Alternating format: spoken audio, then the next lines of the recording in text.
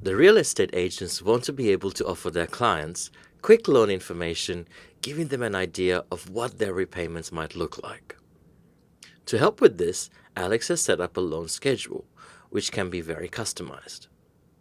The only thing left to calculate is the higher lending charge.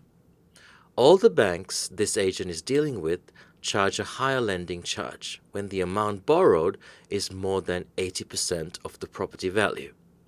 Not only do these charges vary across the different lending institutions, but they also increase as the loan amounts and the borrowing percentages go up. So Alex is going to need to look this up in the higher lending charge table. Let's have a quick look. They're borrowing 85% on a $212,500 loan from big banks. If we come to the higher lending charge HLC table, you can see here is all the information for big banks. It's an 85% loan, so it would fall into this row, and it's between 0 and 300,000, so it would fall into column D. So the value we're trying to get back is 0.73. To look this up is going to be quite tricky because there are three things we have to take into account. And sometimes when you have a really complex lookup, the offset function can be a good solution. The offset function basically returns a reference to a cell that is a specified number of rows and columns away from a given cell or range.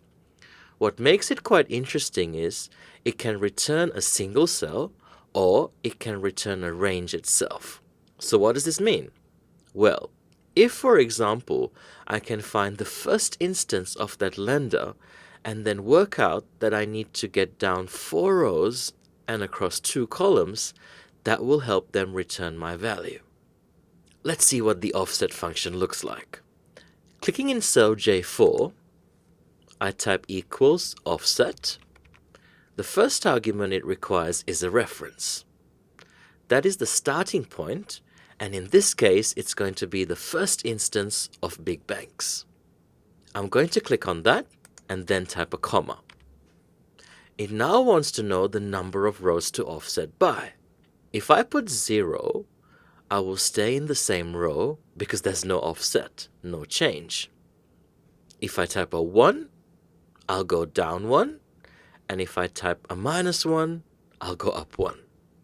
We actually want to go down 4.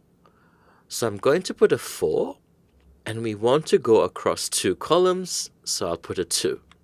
You will notice that there are 2 other optional arguments, height and width.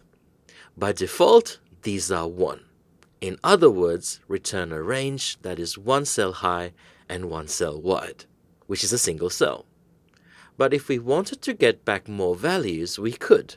For now, we just need a single cell. So close the brackets, enter, and there's the 0.73. So the offset is actually very straightforward.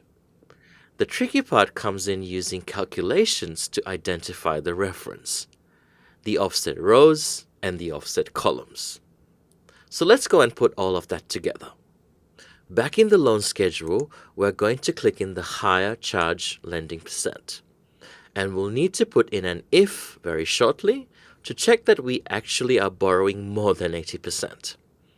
But for now, let's just start with the offset. The first thing we need is the reference. We need to locate the first instance in that column, which we've called HLC lenders, of big banks in this case.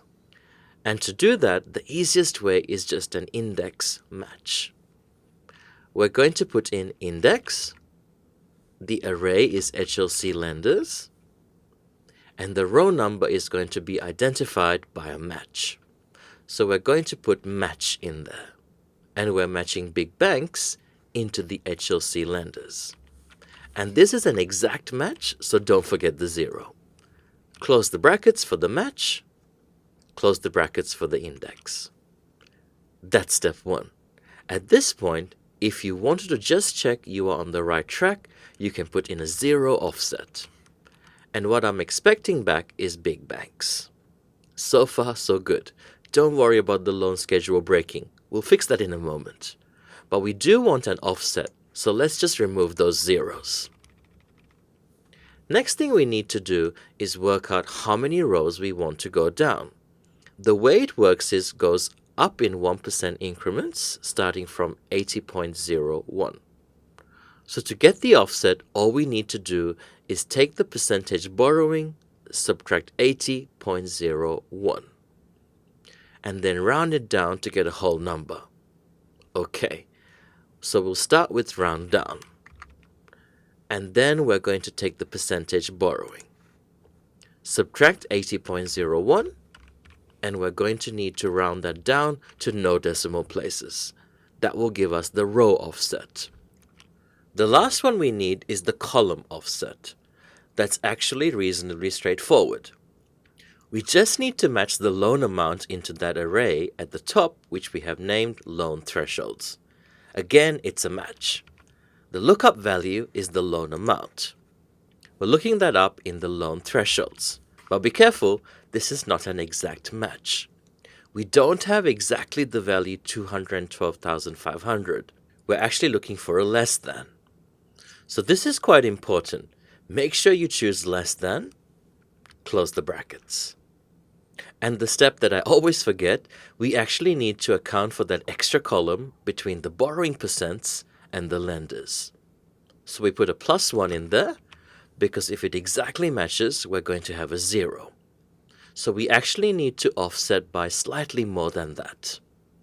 Okay, now we close the brackets for the offset and hope for the best. And there we go. There's the 73% being returned by using a combination of offset and some of the other useful lookup functions. In the next video, we're going to look at how we can solve some other slightly more interesting problems using the offset function.